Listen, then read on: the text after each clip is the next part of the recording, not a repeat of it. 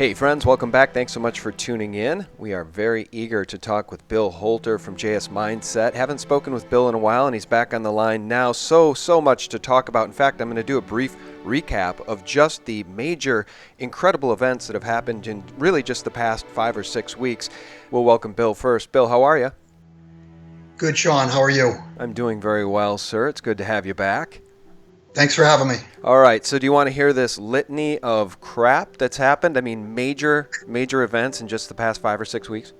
Fire away. All right, I'm going to give credit to Mr. Cat Eye on YouTube for this because he put this up on a graphic. And as you read through, as you guys hear this litany of things, major events that have happened, it really helps you realize that we are living in incredible times. On June 14th, there was the congressional baseball shooting where Steve Scalise was targeted. Of course, everyone remembers Steve Scalise was very vocal about child trafficking and sex trafficking and had made a PSA to talk about the fact that it needs to be brought to an end.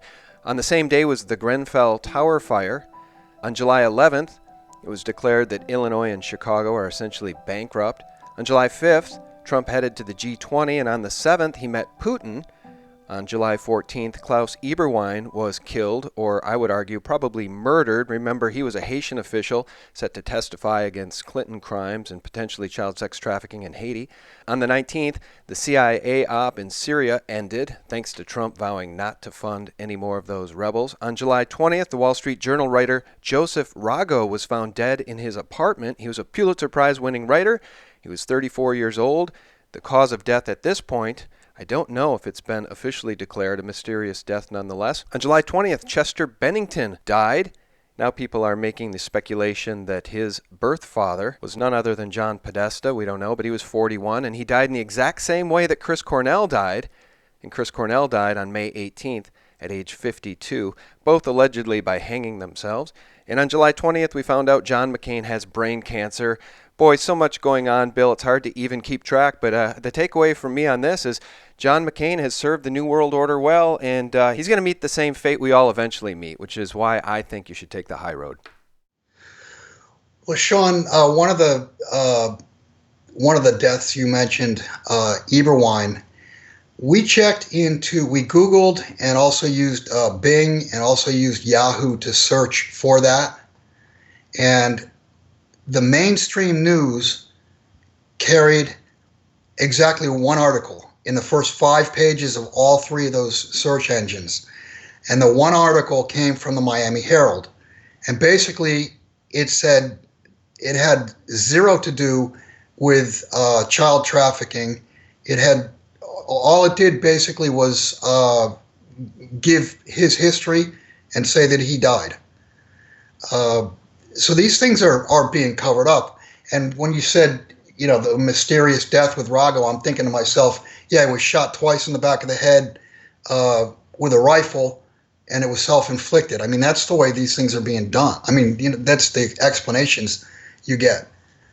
Yeah, that's right. And it's wet works. I really, truly believe it's wet works. I made a video recently talking about the fact that the Justin Trudeau government of Canada has announced, it was originally announced $241.5 million going to the Clinton Foundation. It's since been cleared up that it's closer to $10 million directly to the criminally corrupt Clinton Foundation. But nonetheless, we have a government, really the Queen's government of Canada, funding the Clinton crime cartel to the tune of $10 million. And of course, I've forgotten many other mysterious deaths, not the least of which is reported on May 26. Federal prosecutor Branton Wisenot Jr. found dead on a Florida beach with massive head trauma. And it's just an endless litany. And you have to recall, too, it warrants mentioning the fact that, again, Chester Bennington and Chris Cornell both suicided by hanging. It's said that they had knowledge of elite pedophiles, and it's alleged that perhaps they were both knocked off because of what they know is going on within the music industry, pedophilia and child sex trafficking. I mean, these are questions worth asking when bodies keep dropping, Bill. Did you see anything in the mainstream news regarding Awan, the guy who was one of the 3 brothers, the IT specialist for the DNC? He was arrested at Dulles yesterday trying to leave the country. Yeah, it's absolutely fantastic because there's been speculation by H.A. Goodman and others on YouTube, other truth journalists, saying that indictments against Hillary Clinton are imminent, and they've been saying that for a long time. I mean, I certainly, think so. the evidence is there. There's no Yeah. reason she shouldn't be indicted for a litany of crimes, and the fact that they arrested him at the airport, I believe it was at Dulles, is a very, Right. very big deal. They didn't let him get out of the country. Yeah, I truly think so. I really think the second half of the year you're going to see all kinds of indictments, all kinds of perp walks, and it'll be interesting to see how the mainstream press handles it, whether they cover it.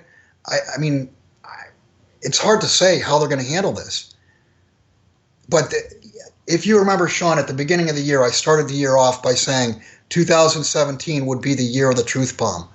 And it really looks like they're getting their ducks in a row for all sorts of arrests in many different areas. And hopefully, one area is the Clinton Foundation, that apparently is not really even a legal foundation. Right. Well, Charles Ortelis called it the most corrupt foundation on Right. planet Earth. Yeah, absolutely. Well, Well, you know what it boils down to, Sean?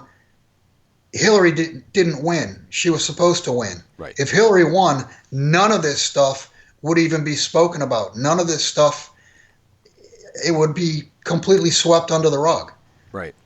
Well, and that's the interesting part about it. We've talked about this in the past. I've said that her license to kill would never have stopped had she gotten into the White House. But you know, the Right. sad part is that clearly, given all the bodies that continue to drop It related has to the not Clinton, stopped. they still apparently have a license to kill. This deep state is Right. absolutely out of control. And one of the things that I like a lot about Trump, say what you want about Trump, folks, but look at the top line at Zero Hedge today. Trump blocks transgender individuals from military service. This is against the backdrop of, again, Justin Trudeau in Canada recently passing a law that will criminalize anybody that accidentally uses the wrong gender pronoun when referring to one of these freaky people who doesn't know what sex they are. So I like that he's standing up. And again, on July 19th, he officially ended the funding of these rebels in Syria. Right? That's a bold move. I don't know that we certainly wouldn't have seen that from Hillary Clinton. Well, Sean, as you know, on the public side of our site, we post articles of interest, and I came across the one that you just mentioned. Trump bans the uh, transgenders in any capacity in the armed forces. And I looked at it and I started chuckling. I'm thinking to myself that I should post it. And I said to my wife, I said, listen to this headline. And I said, I want to post it, but what could I possibly say about it? And the more I thought about it, no matter what I said, it would be taken wrong. The bottom line is he's doing what he said he was going to do. I mean, during the campaign, he said transgenders have no business in the military. That's why people voted for him. That's right. And people voted for him for many, many reasons. And look, he's certainly not the Messiah, right? He's not No, going to not at save all. us from this deep state new world order because we can see the deep state targeting him. Look, here's the other thing. He just recently tweeted about Jeff Sessions. You know, where's the special prosecutor for Hillary's business? Where's the special prosecutor for Hillary's crimes? Right? Meanwhile, he's got the former head of the FBI, who was in charge on 9/11, crawling up his rectum, looking for all sorts of God knows what, trying to implicate this man to bring him down and get him impeached. And Clinton runs free. So now you've got Trump saying, Sessions, when are you going to do your job? And of course, CNN and the mainstream Mockingbird media, you know, target Trump as being some sort of lunatic for asking that question. Well, Sean, the bottom line is, some people say, "Oh, Trump's not an outsider because look at the Goldman people, look at his cabinet." In my opinion, he truly is an outsider. Didn't know how to navigate through Washington, and when he got there, the swamp was so filled with crap. I mean, he's neck high in it, trying to navigate through Washington, and it's taken him 6 months to get where we are now. And as I mentioned before, I truly believe that we will see perp walks, indictments, arrests. It would be great if we could see public hangings. Yeah, I don't know if we'll get there. And we should say this, neither of us are naive enough to believe that Trump, again, he's not the Messiah. You say he was an outsider. I agree with you to the extent that he's not inside the Clinton deep state apparatus. That State Department deep state apparatus that is exemplified by an out of control State Department, an out of control FBI, and that Clinton faction. He's just not part of that deep state, right? I still think he may be, certainly he's a defender of all things Israel and the Jared Kushner Right. connection. And a lot of people would bring up that 666 building. Was it 666 Park Avenue or whatever it is, that office Right. building the Kushners bought in New York City? I mean, why would you do that? Why would you want that address? I mean, again, we don't know. It's speculation, but it warrants bringing up. None of us is saying Trump is the Messiah, but he's definitely not the Antichrist like Hillary Clinton. Well, we're not where we would be had Hillary won. Jim makes the comment, oh, probably once a month, that when we do our weekly recordings, that if Hillary had been elected, we would be snuffed out. Basically any and all conservative alt media conservative commentators would be snuffed out, silenced. Uh, Jim makes the joke, hopefully we'd be in cells next to each other and we could communicate, talking with mirrors outside the bars. Yeah, i.e. Breitbart. I mean, you might be lucky to end up in a cell. Some of the more high-profile Right. people would end up Breitbarted, I believe. And again, let's bring this all together with the child sex trafficking angle. Breitbart tweeted out about a year before his death that John Podesta is a world-class Yes. child sex trafficking cover-upper. Yes. And again, the mainstream media won't touch it because they're not the truth media. We're the truth media. And it warrants mentioning that you and Jim had a video banned from YouTube. I want to hear about that because it's cause for concern as we see other conservatives, people standing up for the sovereign right of nation states, right? Right. Speaking up for truth and justice in legal borders, people like Lauren Southern having her Patreon account taken down Right. with absolutely no recourse. It's just that we're going to label you with this charge. What you're involved in could lead to the deaths of people, which in fact is the opposite of the truth. It could probably lead to saving lives. And they take her Patreon account down. Yeah, don't worry though, Sean. Snopes got funded. Snopes. Who funded Snopes? Oh, on Patreon? GoFundMe. Yeah. Well, you know what? I don't even know what to make of that. Snopes. Anyway, Jim and I do a weekly recording. We do it for subscribers. It's usually half hour, 45 minutes long. And about maybe 5 weeks ago, we did the recording as usual, and I sent it for post as usual, and it didn't get posted. And I contacted our tech people the next day, and well, apparently it did get posted, and it was up for about 2 hours. And it was taken down. All you got was the gray screen with the little frowny looking computer looking thing that said this has been banned or taken down or whatever. So we contacted YouTube 3 separate times to find out why, to find out exactly what it was that we did that got it banned. And to this day, 5 weeks later, and I think there were 2 more attempts to contact them, we have never been responded to, not once. We know exactly what it was that we were talking about. We talked about a whole bunch of issues, but the one touchy issue was the Fitzgerald being rammed. And what common sense tells you is that one of the fastest, a very quick or a very fast boat. I mean, those things. I even posted a video of that doing a U-turn. They do something like 32 knots or 35 knots versus a tanker, which crawls. There's no way with the electronic systems that are on these ships today, and I mean, there's no way that could have happened unless everybody on both ships were asleep and their electronics were not working. and we speculated that it's possible that there was some type of a jamming event that happened, because otherwise it would never have happened. Right. I've heard that speculation. I'm not sure where I heard this. I'd say the name Richie Allen, one of his guests, but I don't entirely remember. And I think that that was one of the takeaways, is that potentially this is Russia saying, "Look, you think you're going to mess with us? Look at the jamming technology we have. We can put your battleships in peril, at any time." So yeah, that's an interesting angle. Well, maybe you just got banned from YouTube, Sean. Yeah, well, you know what? They gave me a strike for a conversation that I had nearly 2 years ago with Sophia Smallstorm, and wouldn't tell me what the problem was with the conversation. They just took down the video and gave me a community strike, which means I can't live stream for, I think it's 2 weeks or a month or whatever it is. And if I get another strike, then I can't post for 2 months. And if I get a third strike, if I get a third strike, they take the channel down. So the problem here is that, like Lauren Southern, there is no recourse. There's no judge, there's no trial, there's no conversation about what they're alleging. They just take your work down and they give you a strike. Well, you can go to Steam It, you can go to Vimeo, uh, you can go elsewhere. Strike two, strike three, screw them, go elsewhere. Yeah.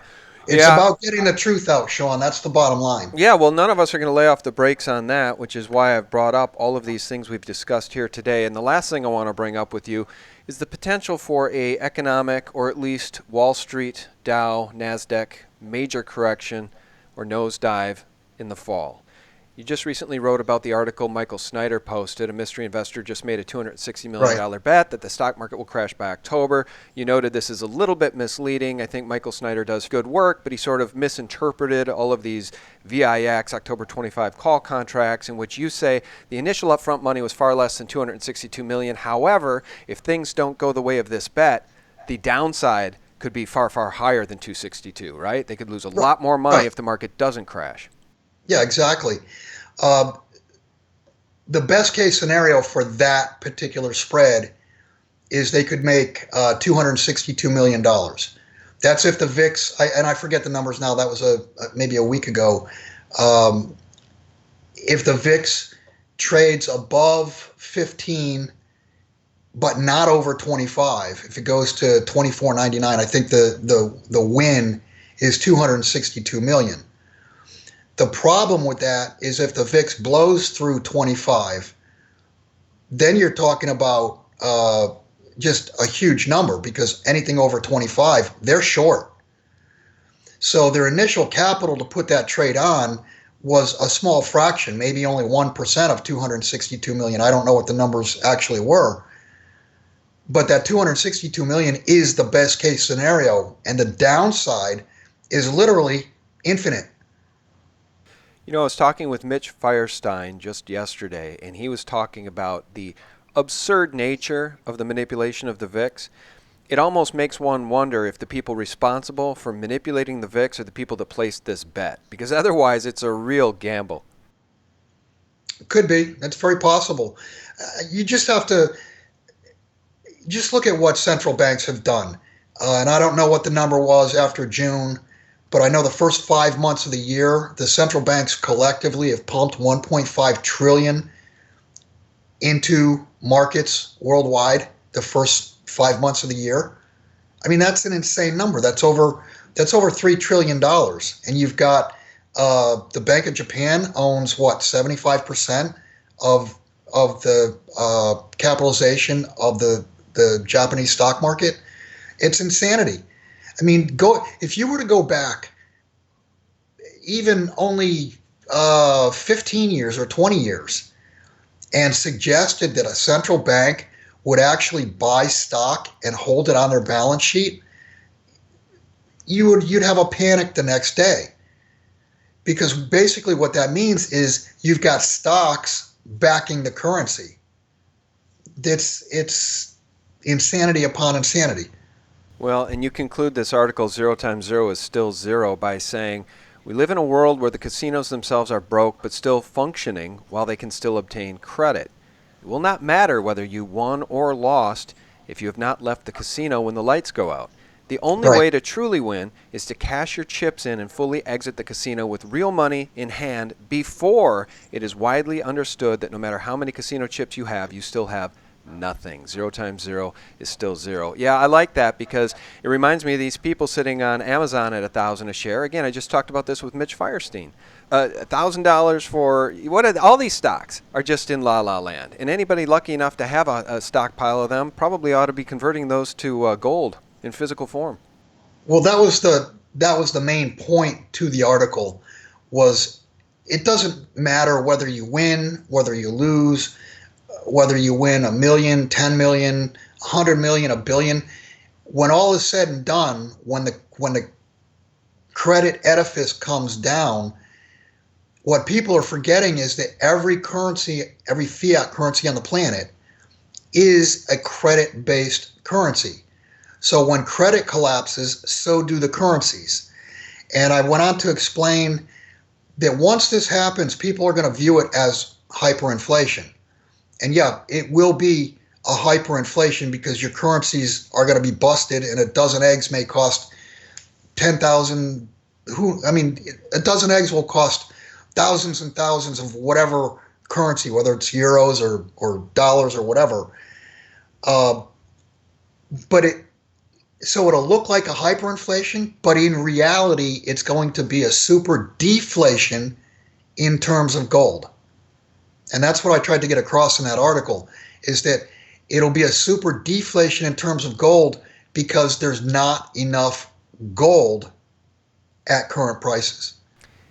Last question for you. Have you ever seen sentiment about precious metals so bad, so low? I mean, I see comments now anytime I No. mention precious metals or silver at 15 or 16 is an absolute bargain.